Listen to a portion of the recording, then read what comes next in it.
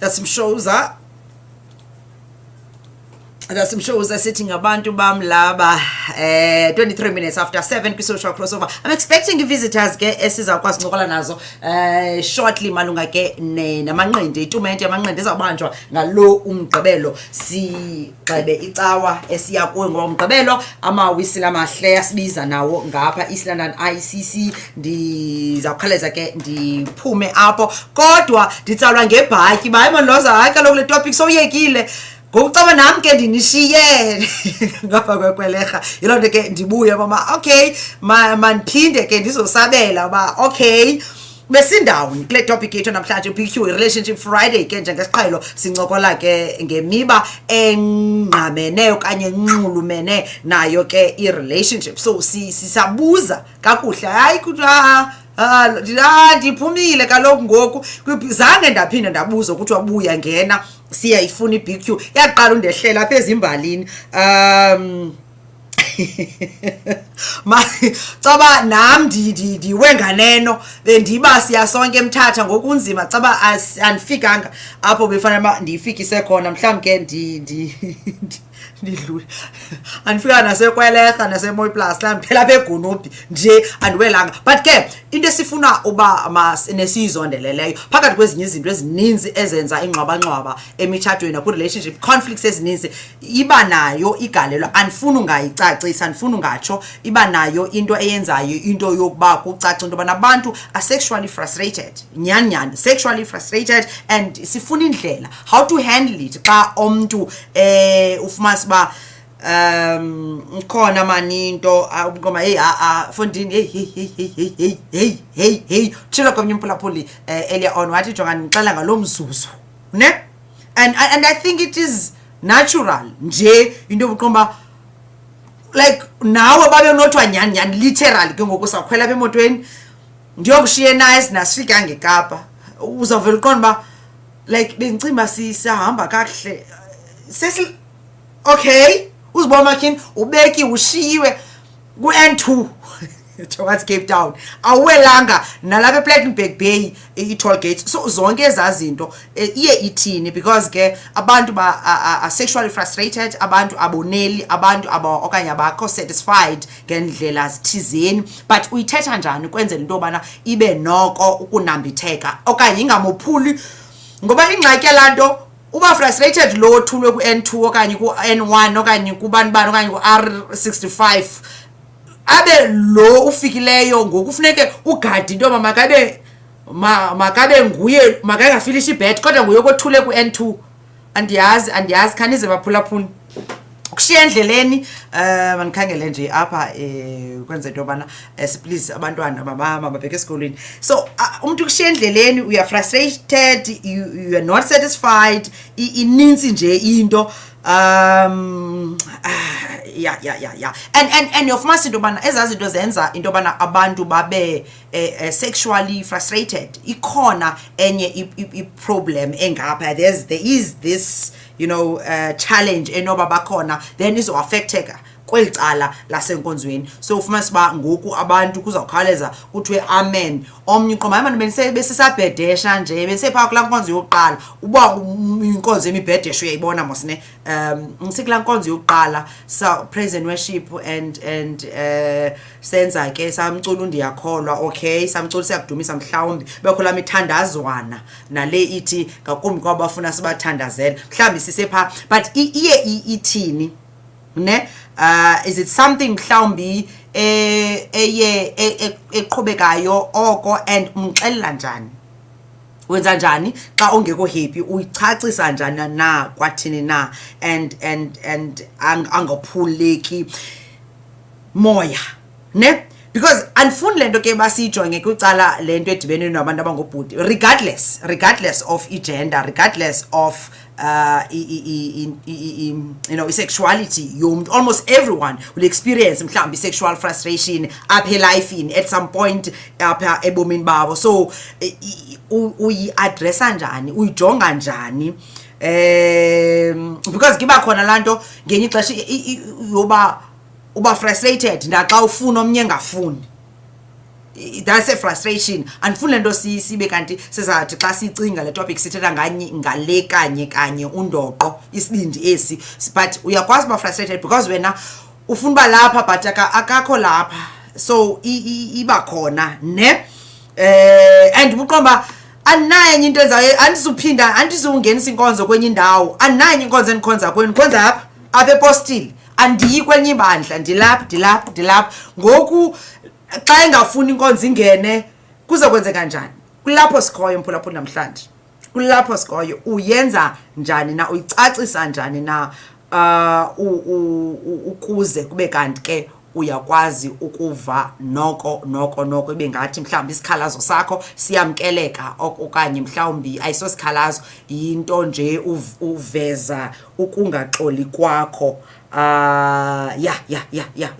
uthini and isenziwa intoni ne ndicinga ba iyafuna lonto leyo ba ne couples okanye abatshati nabo bayijonge ba okay iyenziwa intoni lento utheni lento ndingafike call tester if benibheke ebhayi aweli nana khanye awufike erheni kutheni isenzeka lento I think eyona nto ibalulekileyo ba if niyayijonga ba i-pattern iyaqhuba lento inendlela eyenzeka ngayo then you need to sit down and try to understand uba kutheni nasona sami ngokusesingasa uyifiki kwalapha eqonce mhlawumbe like kunzima nofika eBreyburg phela apha komaBerlin that okanye apha kuma-Fort Jackson buphuma emuntu ubheke eqonce kunzima ufika eBerlin so because naseBerlin okanye because eqonce still usekhona omnye kilometers befanele bani zihambile but ke nipha so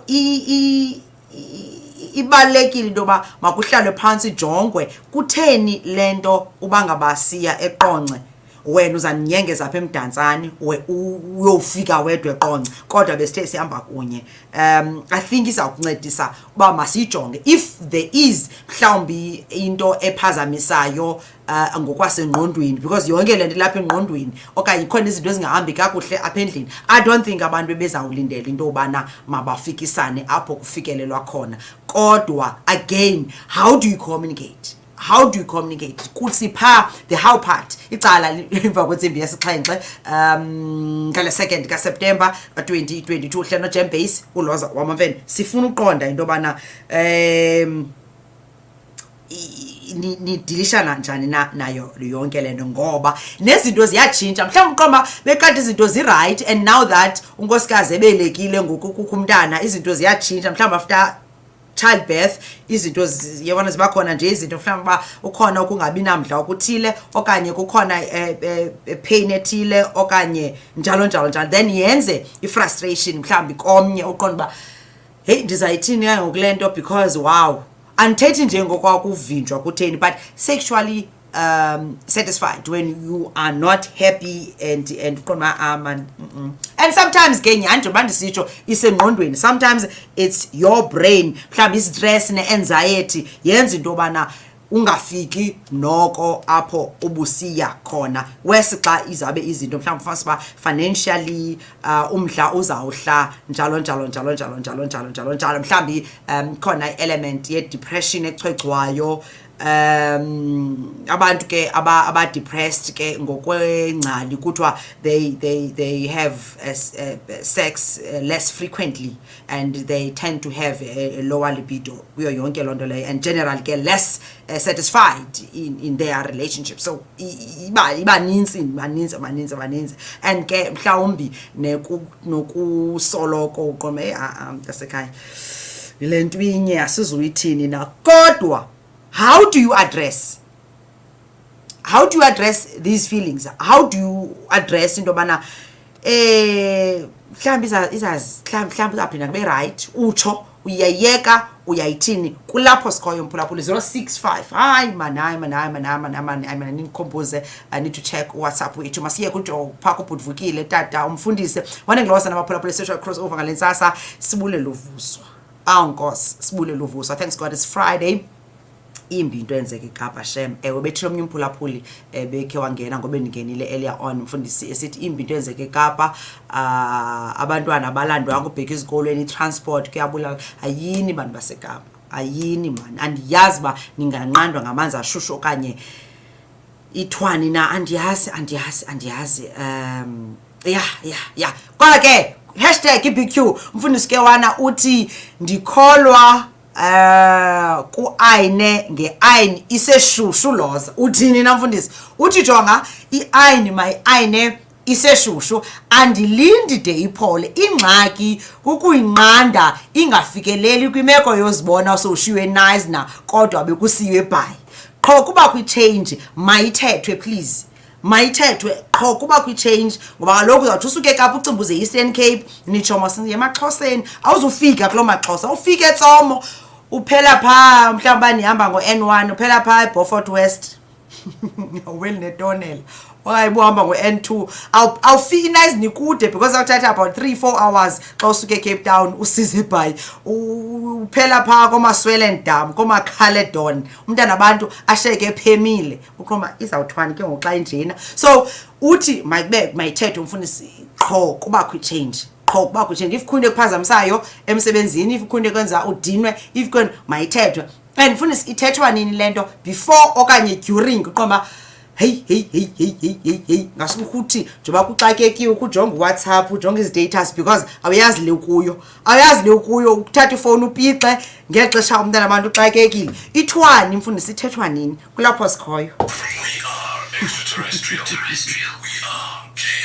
We are extraterrestrial. We are KNR. Mfundisi uke wana uthi okay mayithethwe. Uplease wakhe ke umtsalile andimfundanga uthi please mayithethwe xa ungathi kukho i-change, xa ungathi kukho izinto ezingadibaniyo, xa ngathi ikhona nje into engathi ifuna kwenza into bana ngoku inkonzo mayiphele emsinyane please makuthethwe. Okay, masimabe ngilapha lo mphulaphuli igate ngathi yatsho apha kuzafuneka ndithi add ndikhawuleze ndivule. Qala uqwalasele ukuba zintoni enidlula kuzo phambi kokuba uthethe. Xa sowuthethe ke uye engxakini ngoba le yimbonakaliso yento efihlakeleyo amaxesha amaninzi. Okay awuthi Fata uthi ngaske besiza kuyithetha ngevoice note man Lhoza. Hey jonga ndenza ndinikele yami number because WhatsApp wethu akawulungi kule ndawo sikuyo thethe ngevoice note Lhoza. But if you are friends with your partner and you communicate about everything and anything then kuba easy ukutsho ba hayibo mntu wam kwenzeke ntoni and ayikhubekisi ayiwisi mntana bedini ayilwisi maske kuphindo wethu kuzophela isikrokro kudinwe kuzophela isikrokro. Let's pay the bills and colors again ndivulele amandwendwe gateini masithethe uba kuthwani na ke ngumfundisi. Ityalike emawisile akumazantsi eAfrika isekethe u309 a hub of worship teaching and consciousness in Buffalo City Women's Assembly ngephe September ngo-2 kwemini ithethe phambili kuba setsane idinga lise London ICC itikiti yi-700 equka i-3 course meal ne-goodie bag ngaphezu ithuba lokwabelana ngolwazi nemfundiso ezakhayo. Itikiti lakho ungahlawula kwa-Standard Bank kule nombolo 081 089 697 i-reference isendeni yakho no-WA kukaXha Durban kwa 072 140 Oh yes, amawisile asimema uba masiye phake ngalo mgqibelo ngomso lusayo Methodist Church of Southern Africa usekethe 309 uyasibiza bethunana uyasibiza benana uthi makuyiwe pha East London ICC apho ke kuzabe kukhona abasethane khumalo nozawubeke esisithethi sembeko uzawubeke ncokola kuvalwa ke lenyanga yamanina. So Methodist Church of Southern Africa King Williamstown Circuit 309 a hub of worship, preaching and consciousness presents the 4th annual Buffalo City Women's Assembly ngalo mgqibelo nje basentshilo ngensimbi yesibini 2 o'clock uzawuyongcwaba uphinde ubuye va East London ICC. Itikiti 700 rands only and izakwenza into bana ufumane a 3-course meal as well as a goodie bag. Right, securing your ticket is easy ke udeposit nje 700 rand yakho pha Standard Bank i-account number ngo-081 039 697 ubhale reference isename yakho no WA for Women's Assembly. Ike speaker Basezane Khumalo. For more information 072 140 6940 072 140 mandibeke kwecala ukwenzela into bana uzayibona kakuhle 072 140 6940. Don't miss out. It's gonna be fabulous. It's gonna be awesome. It's gonna be beautiful. Pa East London ICC ngalo mgqibelo lo wangomso not owenye imini. Okay, it's 7:38. We keep getting radio. We're doing radio according to you. So yapha emanqindini uzibashi sive naye bangaba ke uthini na. Kodwa ke ngokwangoku ndim nawe phi echatshalazeni sibuza umbuzo. Sibuza umbuzo ku relationship Friday into bana xa uziva into bana awanelanga, how do you communicate? Man kwamkele mfundisi yeyiphi indlela yokuyicacisa yokuyibeka kakuhle xa uqonda into bana umnqwaza uqini, ngoba izinto ziyenzeka phakathi kwezinye izinto ezenzekayo eziaffecta imitshato ezichaphazela relationships into bana abantu babe sexually frustrated, sexually dissatisfied, babe unhappy, and indlela oyibeka nendlela okanye umuntu angayithethi ubomi obu bakhe akazange bayithethe. And omnye shema kalibali izinto zi-right mfundisi umuntu aqonda ba ayisi happy kanti akakho happy omnye and akanayo indlela oyibeka. And ke ena umuntu ondifuna sithethe ngayo into ba uyenza njani ukwenzela ba omnye, how do you communicate when you are sexually dissatisfied or sexually frustrated? How do you deal with it? How do you unpack it kakuhle kwenzela ba lo ngoba ke ndiyenza umzekelo lapha mfundisi into ethi nibheke Kapa kunye wothulwa ngapha wena engqushwa ku N2 to Cape anikafiki naseBhayi wothuliwe ngoku wena ufrustrated but ngofuna ukugade udriver wemoto ba nguye ngoku phofu yena ufikile wena ufika ngothulwe engqushwa ngoku kufuneka kube nguwe ugade into bana makanga uphuka umphefumulo. Yenziwa njani mfundisi? Good morning. Ndikubamba ufika ungekahlali napha. Yes.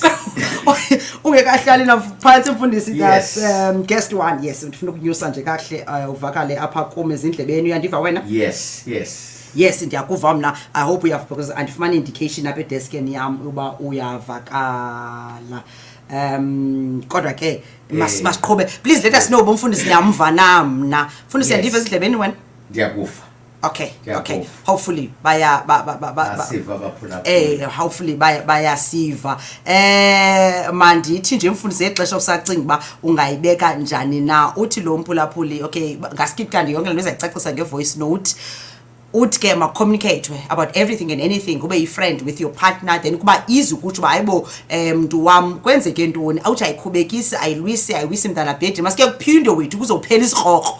Uthi ke babes ngubelanga morning Lhoza, communication is always key na kuleni situation.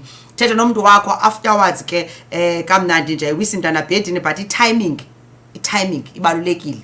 Utsho ba sithandwa sam andikho happy ngo1 2 3 suggest mhlawumbi supplements to boost if need zona nobabini so fanini singekho happy madrasini kutsho lo mphulaphule mfundisi ithwani xa enjena. Please let us know bomfundisi nyamfana because mna ndimva kakuhle apha kwezami indlebe kodwa ndizamva ke kube phambi kwam. Uthi siyabulela kacanga indlela ye-communication yenu is unique to every couple, masinganqumli sileqe kungeneni, makudlaliswe kuqala uve kwapha umuntu engekho kulento enikuyo, tackle it from there.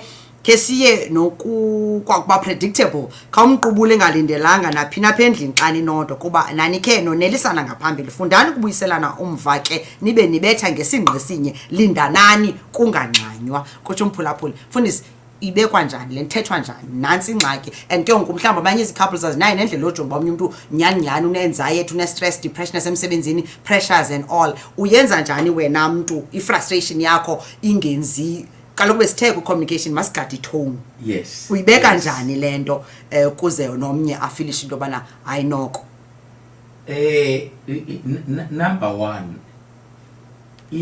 communication is not just about talking. Yes. It's about selecting a language. Okay. Enokulendisha kakuhle kumlingane wakho around a particular subject. Yes.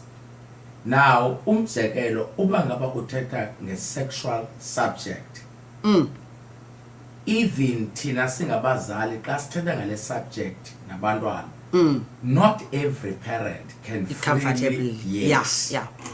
ngoba kukhona some cultural beliefs Sure. ezibakhona. Now even amongst us as married couples, if you talk about sexual subject, Sure.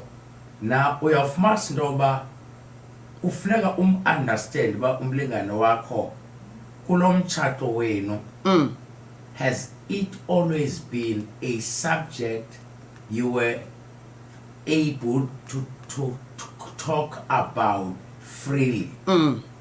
Uyabona? Yes. Before, because ngoku problem. You say like a challenge. Yes. Okay. But the question is, how has been your communication around this the issue. subject? Sure. Yes. If bekukhe kwamnandi nayithetha loo nto, Sure. because kuba nzima sisiloza ukuthetha into xa kukubi, Yeah. beningakhange niyithethe Ngoku ngexesha bekukuhle. Yeah. Now, that is so important. Uyazi umuntu xa usithi umncoma umhle uthi namhlanje hayi umbi undixa akayithathi Yes. yayazi umuntu zange wakuncoma kodwa ngale mini avela kuthi ibhutyu ngento yoba nawo sembi qoma okay so andizuyireceive lo message. That's correct. That's correct. It's just like mhlambi ne-weight. Yes. Xa umuntu umncoma i-weight yakho inhle kwathini xa siphinde udibana naye usithi hayibo kwenzeke ntoni, akathathi offense. Instead uye athi ndiyiqondile uba uzoyiqaphelisisa. Yes. Yeyi bendikhe naseholideyini, Sure. bendingatyeha kodwa ndizawubuyela. Yeah. So it is always important not to be vocal when chips are down, Okay. but also even when kunormal, izinto masithethe ngazo. Sure. That's number one. But the second thing, iba sekuthini, if a relationship ifuna i-constant monitoring. Constant monitoring nibambile baphulaphuli constant monitoring kwi-relationship uba sisahamba kunye na Yes. siserayima kuhlahlale kwenziwe sithi review Yes. and look back and Yes. are we still on the same page? So that sibone noba kulento, even on minor things, the way we cooperate, Sure. sibesana ngayo, is it dropping, is it rising up, is it consistent with the demand? Sure. Ithini ubambiswano lwethu? Okay.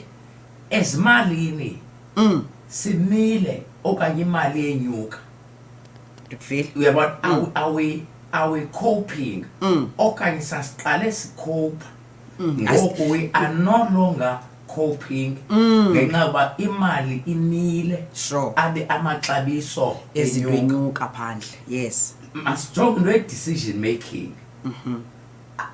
Number one, decision making yethu, is it still unilateral or collective? That's number one.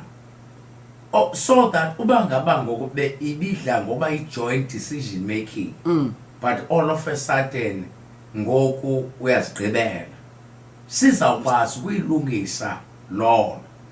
Same applies with sexual relationship. Fundisi same applies kwi-sexual relationship. Ndicela undihlalele kule mic ingathi ukude phaa kwi-app xa uvakala. Ndicela undihlalele kwesi sizotshintsha nje isikhundla phulaphula i-social crossover with me uLhoza WamaMfene. Sincokola naye ke umfundisi relationship Friday, kulapho ke sincokola ngezinto abanye abantu abavela baqonda uba heyi makungathethwa ngazo ezi zinto. Ndifuna umfundisi uqiniseke into yobana animveli kude wonke umntu uyabona ke noko ungcono kule mic. Hopefully nakwaphula nam apha ezindlebeni masitsho ke busathi ke same applies nakweli cala. Yes, same applies to a sexual relationship. Yes. Now yona it is very important simply because ziba khona i-contributory factors Sure. ezisenoba aziveli azibangelwa nini yimpilo. Okay. Uyaqonda? Yes. Yimpilo. Now that is important. Uthi kanti umuntu yimpilo nje like uthethe ngokubooster okanye ifuna i-medical intervention. Yes, Fundisi. That is number one. But secondly, kufuneka niyimonitorishe. Kungathi kanti kukhona umuntu wesithathu. Oh. Yes. Now umuntu wesithathu sesiloza may not be in the physical form. Sure. It could be there is pornography. Ebukelwayo. Yeah, what? It could be whatever. Now you have got to check indoba. Are we still original? Is it normal? Okanye one of us is being externally influenced. Sure. Is being externally manipulated. Snoba sibabini nje apha, but omnye uyi-agent of external influence. Sure. Now xa agent kusho ukuthi ufana ne-tool esandleni somuntu uyenziswa akazenzisi. Okay. And then ithetha ukuthi ngoxa eyi-tool ndikuva kahle ndihamba nawo ndikuva kahle mfundisi. So funeka uqaphelise siba nguye na okanye ngomnye umuntu ngaye Kose nofefe okanye ngomnye umuntu ngaye. Yuu Nkosi nofefe. Ithi ke naxa ke ngoku engakhange abe kanti ke ikanti wakho umzimba usakwazi uzifunctionela because ufuneka uncedisile ngale third force. Yes. So it becomes very, very important to check indoba is it still us or it is other things through us. Okay. Is it still us or Other someone things. or other things through us? Now, what are those things? What are those people? Sure. Now, it becomes important, therefore, indoba ngaba simonitorishe. Mandenze another example. Kuthi kanti mhlawumbi omnye bengomnye umuntu oqhele ukusela utywala. Yaqonda? Now utywala bu introduce certain sexual performance tendencies. Sure. Ebezingafani nangexesha langaphambili. Yeah. Yaqonda? Now yabona ngokubona becomes a third force. Becomes a drive. Ufumanisa akusafani. Yes. Nakuqala. Yes. And ufumanisa intoba kufuneka emtshatweni kwa uthando olu ukwazi ukulimonitorisha intoba lu original okanye lu externally sponsored. Sure. Yeah, externally sponsored mfundisi. Very, very important. Externally sponsored mfundisi. Yes. Your hotspot. Koni Bluetooth. Yes. For an example, bakhona abantu abayi-art uba uthe futhi noba mhlambi siziyobisi noba butywala tontone uba semathandweni. Now i-question ithi nguye okanye bubo. Nguye okanye bubo. Omnye umuntu xa esele uba nobubele ade athi omnye umuntu hayi manje umzekelo uthi omnye umama ngexesha notywala kuvalwe kwantu uyaqonda Yes.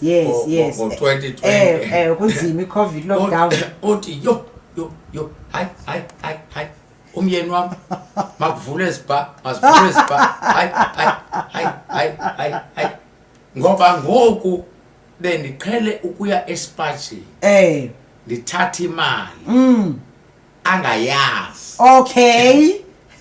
Ngoba ubesiselele itoti wemali. zakhe ndiqonda uba uhleli phana itoti zakhe wakhe akho ngxaki yeroman ndithatha isipatshi ndiyakwazi ukuthatha into kubekho iveji kubekho intonton njalo njalo uthi ngoko hayi man usoloko esoba ngoku uyayazi babe ndine 200 rand papa nje iyephi ngoku uyayazi babe ndine 50 rand uba ube ndinika imali ufuna ichange kanti ngobe kuthiwa nasi isipatch and isithathele bendingabuzwa change hayi president vula basele na uyayibona ba lo muntu was enjoying benefits that have been externally sponsored uyabona endaweni yoba bahlale phansi bakhangele singenza njani intoba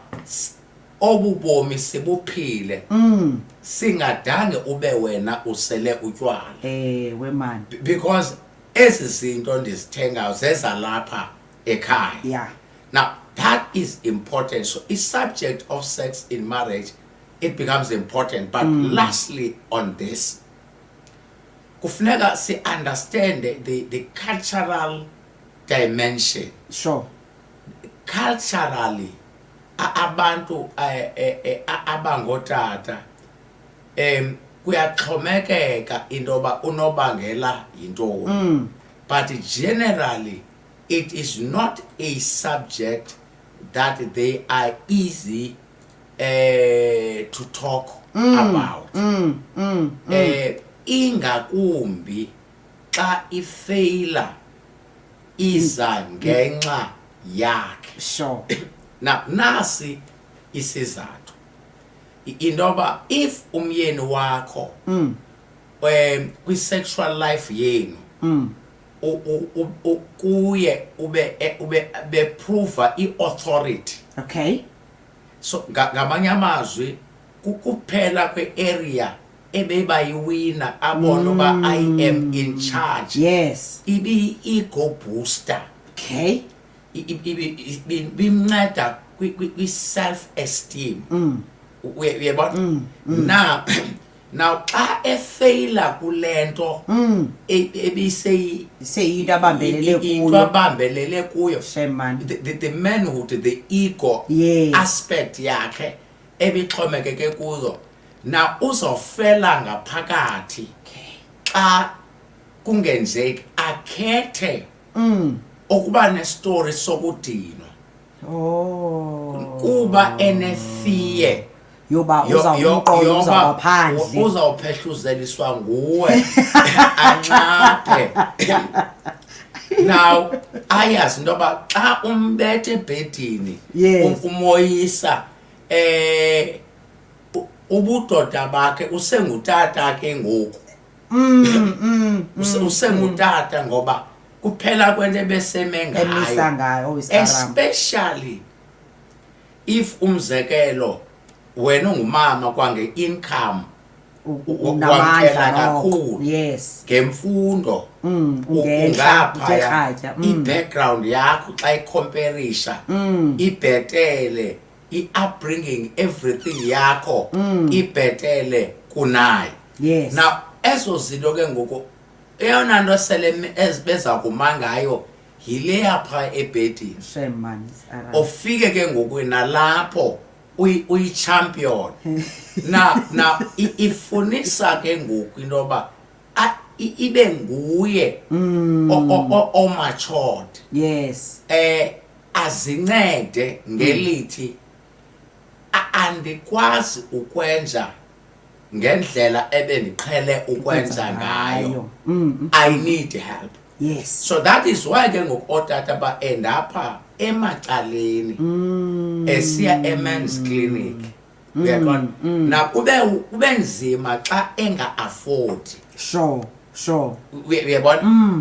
Now abethakale apho ke ngoku ke ufike ke ngoku ezo end apha esiya kwi-black market esiya emaxhweleni afumana ibhotile xa efumana ezibhotile mhlawumbi kubekho infection iphinde ibe yenye and so forth.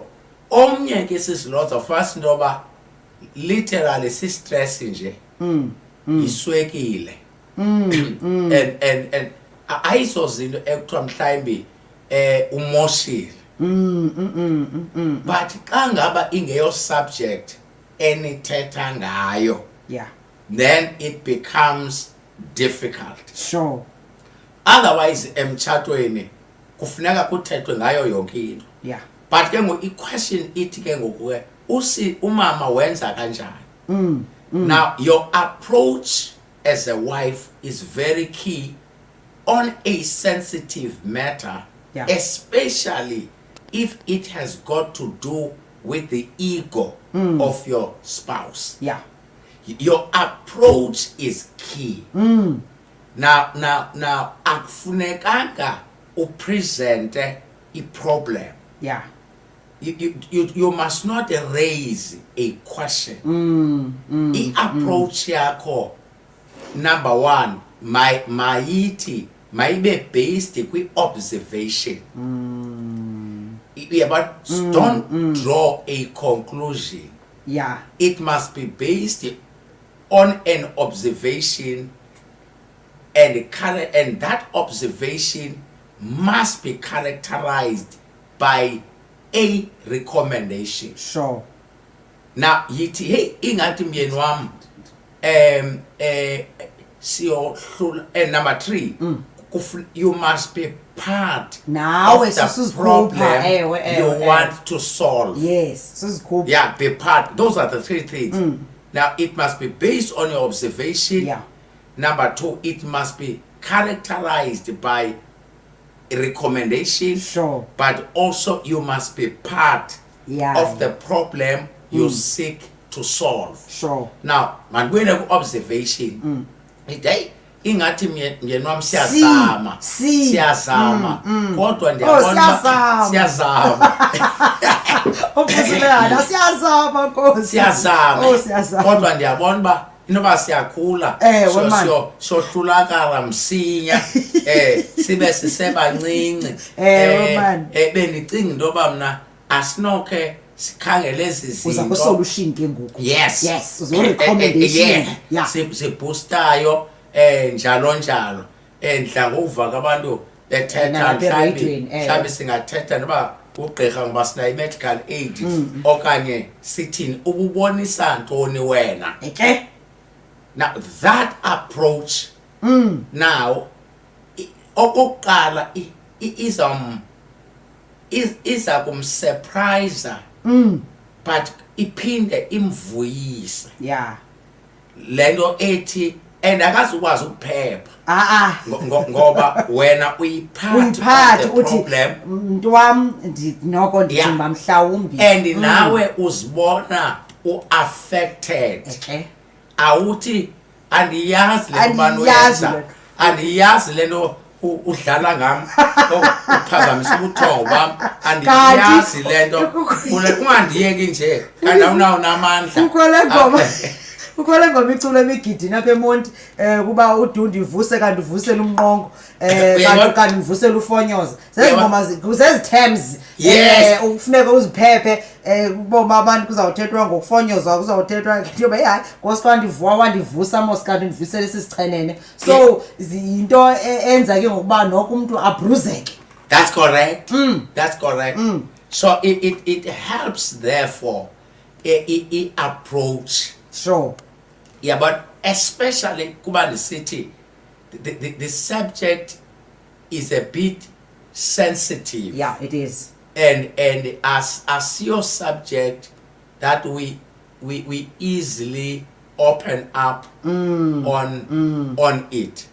Now when it comes then to women kuba lula yena. Yeah. Because uthi ndiyadinwa nenhloko zonke zazinto nenhloko you hayi it's that time of the month in yonke laa nto. So kulula uba adoje phana and loo nto sele i-understandwa ngabantu abangootata. Yeah. But also finally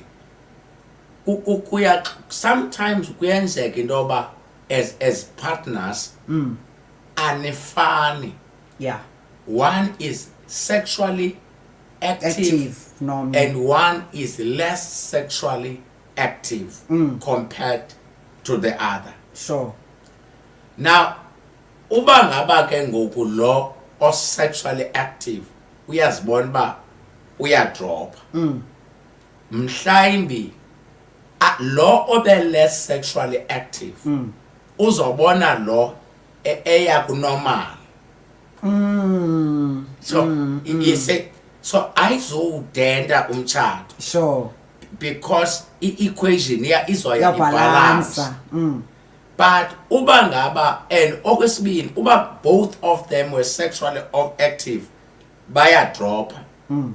Still equation balance. Yes. But if you were already inactive, uphinde udrop, then there's gonna be a challenge. Yeah. Kanti ke ngufumasiba kwabanye, it's just a question of your weight. Yeah, but somebody has gained weight. The issue of ailments, sicknesses. But omnye mhlambi nyani i-diet. Yeah. Uyabona senzama ukuthi zeze zinto ofanele uba zincinci into yoba keep your body fit. Yes. Eat a balanced meal. Yeah. Because if you keep your body fit, you will remain mentally strong. Yes. But if you eat well, your system will function optimally.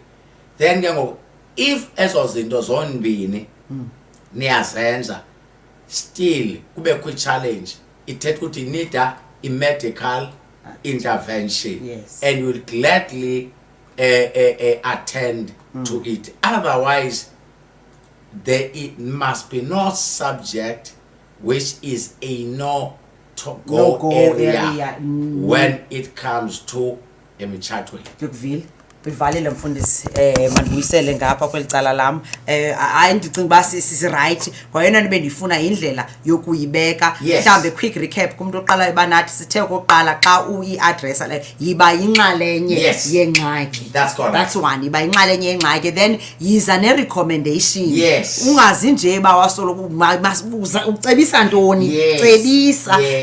Okwesithathu sithe observation. Don't draw a conclusion. Yeah.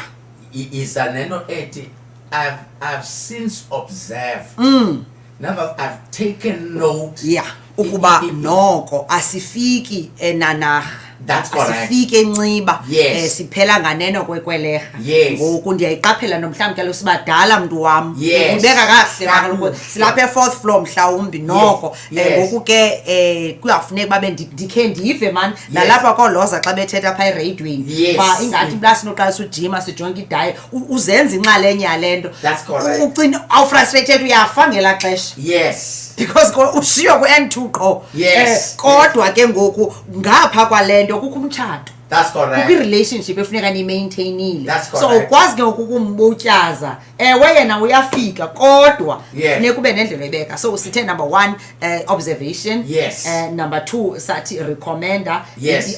By part food Of the solution. Yes. Then ke nihambi nofuna uncedo. Niyofuna uncedo ke ngoku. Niyofuna uncedo. That basically that.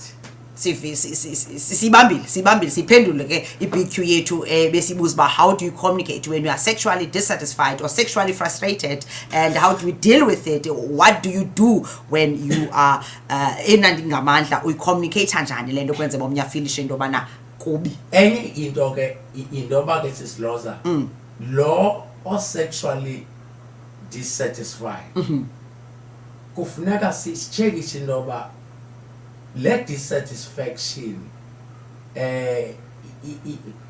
whose standards is it? Okay, yes. Sewungoneli nje. Is it because awoneli okanye awufiki abanye abantu abathi bayafika? Okay. Now that's very important because one of the challenges abantu abatshatileyo kukusetelwa standards Ngabanye abantu. ngabanye abantu. kabanye abantu. Now ufumanise into yoba ngoku uyosoloko ungekho happy. Nangona bekumele uba uhappy ngokwamandla akho. Yes. Ngenxa yokokuba abantu ophulaphula bona banezstandards zabo ezingaphezulu kwezi zenu. Yeah. Uyabona? Now that's gonna be a challenge ke ngoku. Yeah. That's gonna be a challenge. Ngoba kaloku uzawuxhomekeka into yoba i-weight yenu ithini. Yeah. How physically fit are you? So that's going to be a challenge. Yeah. So akufunekanga, in other words, your level, your dissatisfaction must not be influenced by the satisfaction of other people. Don't be dissatisfied simply because you cannot meet the level. Yabanye. So that is why mphulaphula into yoba akufunekanga uyenze yonke into ethethwa ngabantu uyenze ibe yakho. Emtshatweni be original. Listen, but don't be quick to do what other people are doing. Ufile. Yavakala. 9 minutes after 8 we Keith ngesi radio social crossover relationship Friday sondle imitshato sifuna izinto zibe right masibe nendlela ozenza izinto now de noko ucaba umtshato uphelile ngenxa yalomcimbi ubunoku unpackwa kahle ngalendlela. Yes. Ba bona nje ndiqaphela into bana noko sesikhulile. Yes. Sesikhulile uzenze nawe inxalenye ngoba lokugadela obhuti lele ego yakhe ingabruzeki yoba fethu wanivusana nivusela umnqongo funeka nokuqobathisa umnqongo nyani but ke ngowam nomnqongo sisesilapha sofuna kube nendlela oyibeka ngayo ba uavoid wethu lamagama kwi social networks alamagama asetyenziswa ingakumbi ke kule area yaseMonti lamagama abizwayo hayi fonyozi nawe yithi ndinengxaki ndinento endiyiqaphelayo banoko ngoku siyadinga. Yes. Ifana ne-frequency ke mhlawumbe bendibetha u5 days a week. Yes. Ngoku nguthuba ukhe wabhaqwa ngo3 days or once or must be inyanga izawuphe then bekho la veki ndlela ngothi ke bakho la veki that time of the month nesibeke ecala and then kube kule 3 days in a month.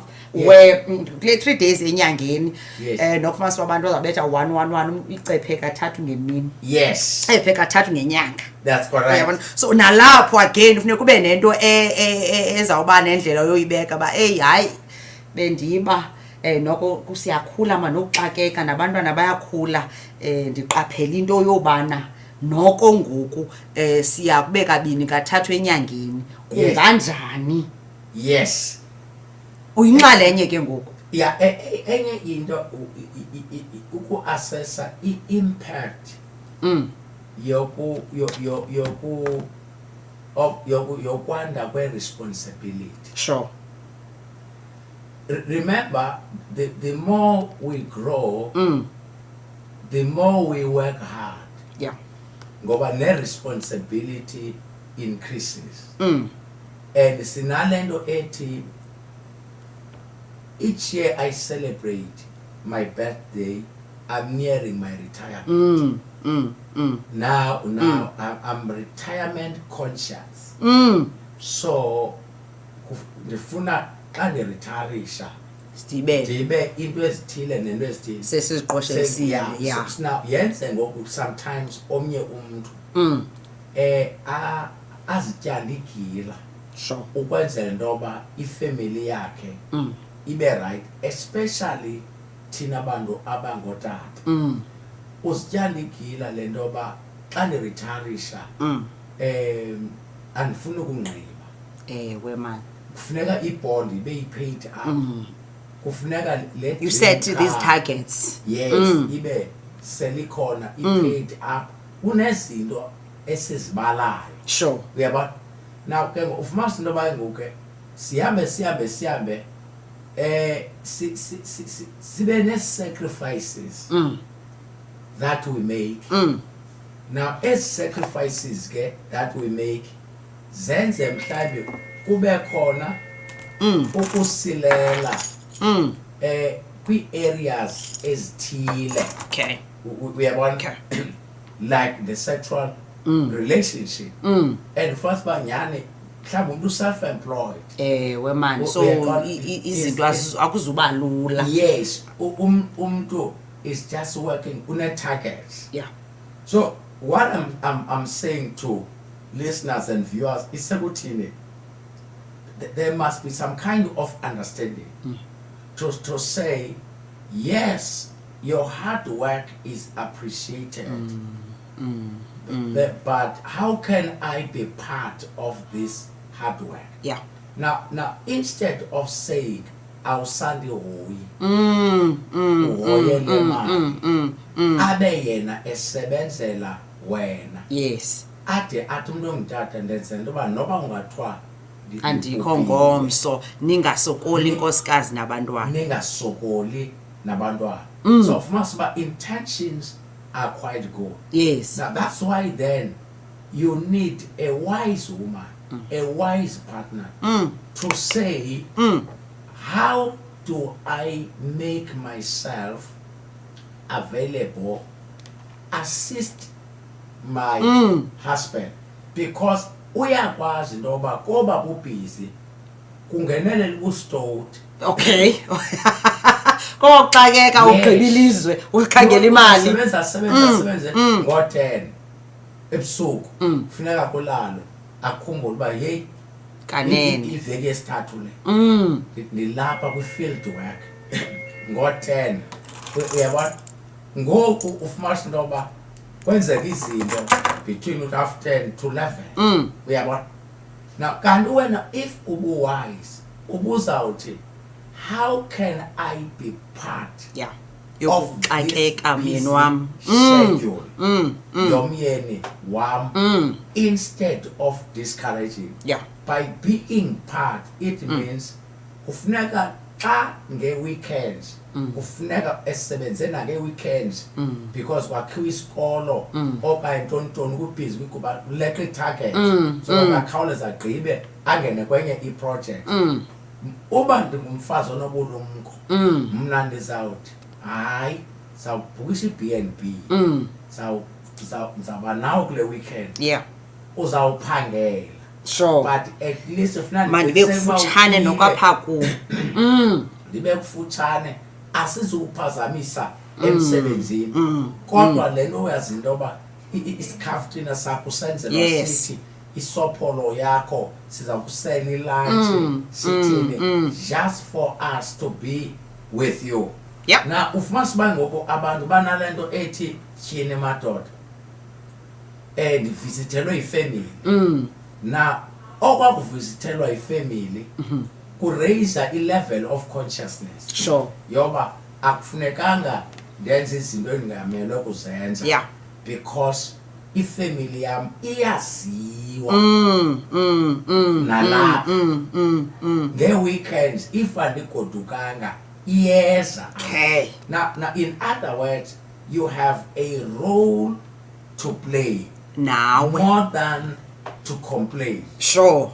You see, many at times we are experts of complaints. You see, we don't want to provide solutions. So as a wife, even when there is a problem, the existence of a problem does not give you an opportunity to complain. It gives you an opportunity to prove your worth. Yes. It gives you an opportunity to prove how much worth you are. And many women fail in that regard. Yokubonisa ba kahle kulomtshato indima yami ithini. That's correct. Indima endiyidlalayo uqinisekisa into yobana izinto zi-right, so kufuneka nyani ubonakala ngela xesha so that azokukhumbula sekude uba ngexesha lobunzima unkosikazi wavela. Kaloku xa sisiloza usenza into ngexesha izinto zonakeleyo, when you rise up when chips are down, Yeah. it means you shine alone. Yes. And ushimzila ongenawucimeka engqondweni yomlingane wakho. Sure. So don't be part of the problem. But Right. just When raise the there bar. is a problem, it means it's your opportunity to prove your worth. Yo, higher grade. It's ndifuna unkosikazi ngamnye omameleyo apho okanye nomntu osozaba unkosikazi ngenye imini ayazi akwazi uziqaphela ezi zinto.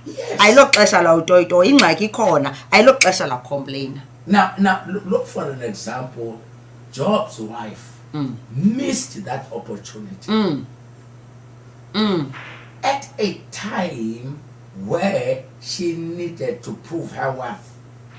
She missed it. Ambuzi bungamshili nalo Thixo And wakho. as- Bayeka thetha zonke ezinye izinakeza kule.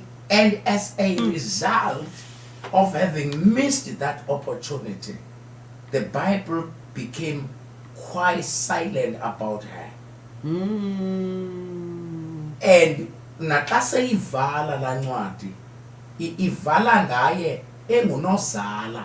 Cha. But akho contribution, akho nto yakhe. Yeah, ungumama nje womntana. Uyawusheka ukuthi Yes. ubaby mama Yes. igalelo lakho as a wife. That's correct. Ngoba you've missed the opportunity. Yes. Instead ube ngumuntu otoyitoyayo. Yes. Yane. So she missed that golden opportunity to prove her worth.